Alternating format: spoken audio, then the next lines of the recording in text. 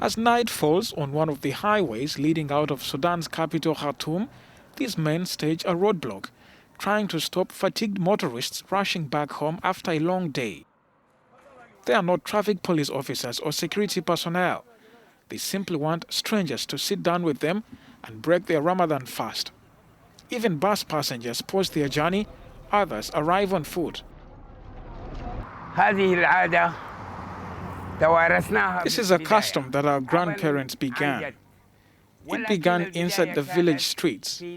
When the road to Khartoum was constructed, they began inviting people from outside the village to share a meal by the roadside.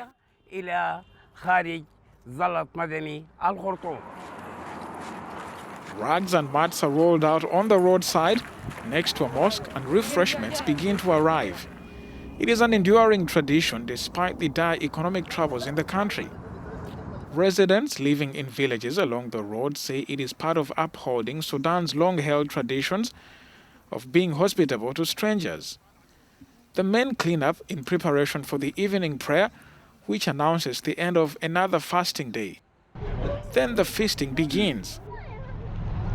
Exhausted travelers struggling after a day in the sun without liquid are first handed a glass of juice, followed by an array of traditional food ranging from porridge to plump dates.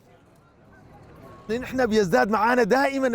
number of guests rises on Thursdays when people leave Khartoum to visit relatives in the villages. Typically, we host between 150 and 200 people.